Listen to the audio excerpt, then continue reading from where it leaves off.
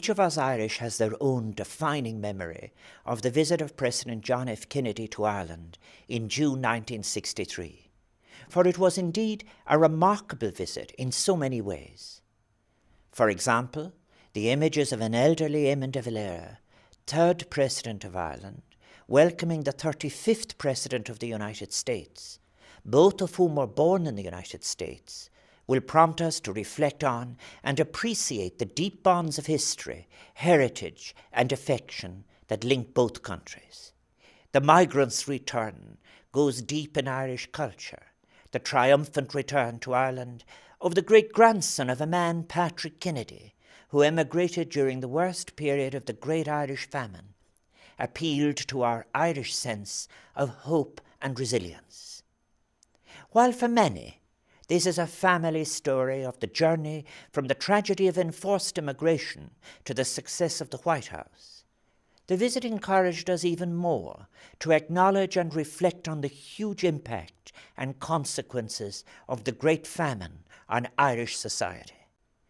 While he was returning to the old country of his great-grandparents, President Kennedy was also visiting a very young state. Ireland had only been declared a republic 15 years earlier and had only been a member of the United Nations for 8.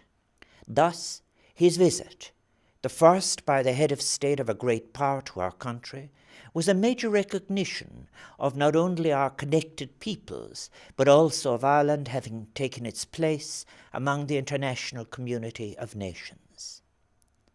While President Kennedy acknowledged the bonds of the past, he also called on the Irish people to look to the future. He celebrated the achievements of the young Irish state, not least our peacekeeping in the United Nations, and encouraged us to reach for the possibilities of a promising future yet to be achieved. President Kennedy's visit was a shared celebration of a common heritage, but it was also a recognition of a shared, interdependent, and global future. He offered us a vision, an ashling of what Ireland's future could and should be. From the vantage point of 50 years, the prevailing emotion may now be one of poignancy. We know that the ashling of that visit was soon followed by what, for all of us, and particularly his family and the people of the United States, was the nightmare of Dallas. And yet, not even that somber reflection can quench the hope and optimism that President Kennedy kindled in our hearts in those glorious few days in June 1963.